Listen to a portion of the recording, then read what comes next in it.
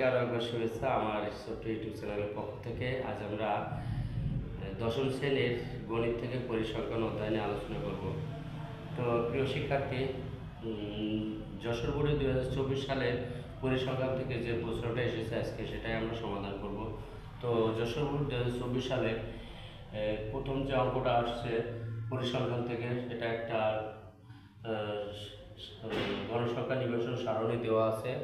তো এই গণসংখ্যা নিবেশন সারণী থেকে প্রথম অর্থাৎ ক নম্বরের যে কোশ্চেনটা আছে, প্রচুরক শ্রেণীর পূর্ববর্তী শ্রেণীর মধ্যমান কত। তো প্রচুরক শ্রেণীর পূর্ববর্তী শ্রেণীর মধ্যমান কত। তো প্রিয় শিক্ষার্থী, বুঝতে পারছো? তো এখান থেকে আমাদের যে কাজটা করতে হবে, প্রচুরক শ্রেণীটা আগে নির্ণয় করতে হবে। প্রচুরক শ্রেণী নির্ণয় করার পরে তার পূর্ববর্তী শ্রেণীটা আমাকে বের করে তার মধ্যমান নির্ণয় করতে হবে। তো আমরা প্রথমেই প্রচুরক শ্রেণীটা চিনে নিব। তো গণসংখ্যা সর্বাধিক যে শ্রেণীতে আছে, আমরা জানি গণসংখ্যা সর্বাধিক যে শ্রেণীতে আছে, তো সেই শ্রেণীটাই হবে সর্বাধিক শ্রেণী। এখানে দেখি আমাদের 15, দেখো সর্বাধিক গণসংখ্যা 15, এখানে লিখে দিচ্ছি সর্বাধিক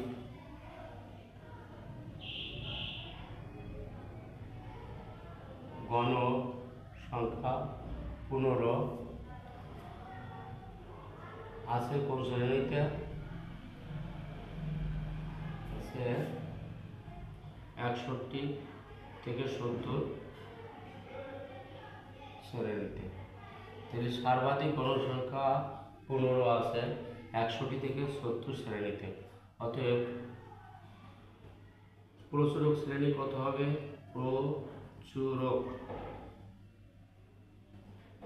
আমাদের প্রচুরক শ্রেণী হবে 61 থেকে 70। তো শিক্ষার্থী বন্ধুরা নিশ্চয়ই বুঝতে পারছো যে যে শ্রেণীতে প্রচুরক সর্বাধিক থাকবে, অর্থাৎ আমরা গণসংখ্যা দিয়ে খেয়াল করব, গণসংখ্যা যেখানে বেশি আছে, অর্থাৎ যে শ্রেণীতে গণসংখ্যা বেশি আসে সেই শ্রেণীটাই হবে সর্বাধিক শ্রেণী। তো আমরা সর্বাধিক শ্রেণী পেয়েছি 61 থেকে 70।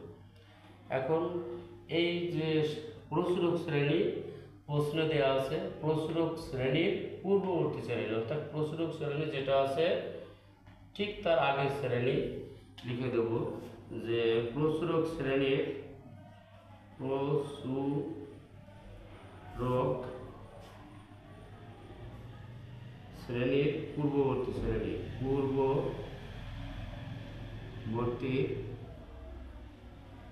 শ্রেণী কত হবে? এটা 51 থেকে 60, অর্থাৎ এই শ্রেণীটা, এটা হবে প্রচুরক শ্রেণীর পূর্ববর্তী শ্রেণী। এখন এই শ্রেণীর আমাদের মধ্যমান নির্ণয় করতে হবে, অর্থাৎ মধ্যমান, পূর্ববর্তী শ্রেণীর মধ্যমান, পূর্ববর্তী শ্রেণীর মধ্যমান সমান কি লিখব? 51 প্লাস 60 ভাগ 2। এটাকে আমরা লিখতে পারি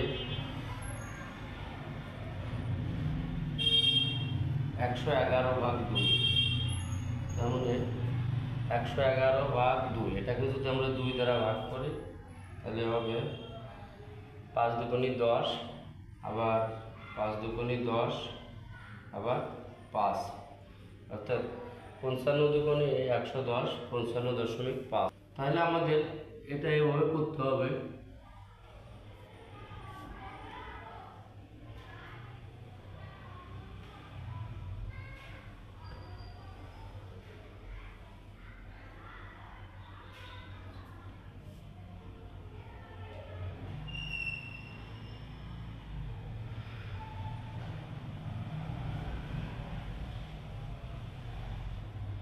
তো প্রিয় শিক্ষার্থী, আমাদের ঠিক এইভাবে আরেকটা সারণী করতে হবে। মধ্যক শ্রেণীর পরের শ্রেণী যদি নির্ণয় করতে হয়, সেক্ষেত্রে প্রথমে আছে শ্রেণী ব্যাপ্তি, তারপরে আমাদের গণসংখ্যা, এবং পরে আছে ক্রমযুক্ত গণসংখ্যা,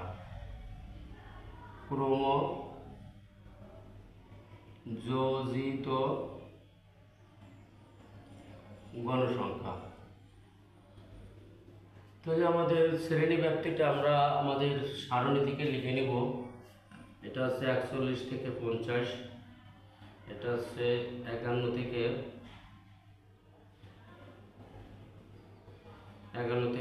60, এটা হচ্ছে 61 থেকে 70, 71 থেকে 80, 81 থেকে 90 এবং 91 থেকে 100। এবং এর গণসংখ্যা দেওয়া আছে 4, 10, 15, 12, 6, 3। এটা মোটেল। এখানে হবে 4, এখানে হবে 14, এখানে হবে এটা যোগ করলে 9, 29, এটা যোগ করলে 9 আর 2 11, এটা 41, আর এখানে 6 যোগ করলে হবে 47, আর 3 যোগ করলে 50। তো এখানে n = 50। তো প্রিয় শিক্ষার্থী, আমি যেটা বলতেছিলাম যে মধ্যক শ্রেণী আমার আগে নির্ণয় করতে হবে। তো মধ্যক শ্রেণী নির্ণয় করতে হলে এরকমভাবে আমাদের একটা অর্থাৎ সারণী করতে হবে, যেখানে শ্রেণীব্যাপ্তি, গণসংখ্যা এবং ক্রমিত গণসংখ্যা থাকবে। এটা করার পরে আমরা দেখব যে মোট গণসংখ্যা কত, অর্থাৎ n = 50, আর n/2 = কত হবে, 50/2 = 25। তাহলে আমাদের দেখতে হবে মধ্যক শ্রেণী 25। এখন এই 25 কোথায় আছে ক্রমিত গণসংখ্যার ভিতরে? 25 কোথায় আছে? 14 পরে এইখানে 25 আছে। তাহলে এই 29 কোন শ্রেণীতে আছে? 61 থেকে 70।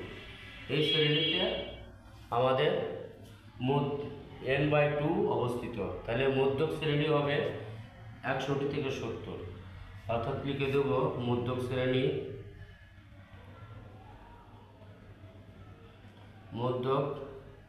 শ্রেণী আমাদের কত হবে? 61 থেকে 70। তো শিক্ষার্থী বন্ধুরা, আশা করি বুঝতে পারছো, মধ্যক শ্রেণী যখন আমাদের নির্ণয় করা হয়ে গেল, তখন ঠিক তার পরের শ্রেণীর মধ্যমান।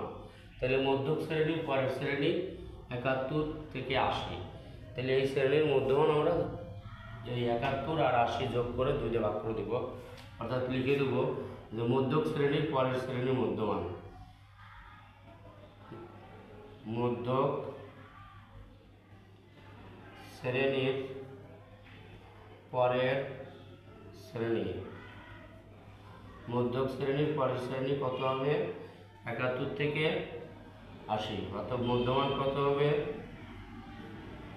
মধ্যমান হবে 71 আর 80 যোগ করে 2 দিয়ে ভাগ। তাহলে এটা আমাদের যোগ করে হয় হচ্ছে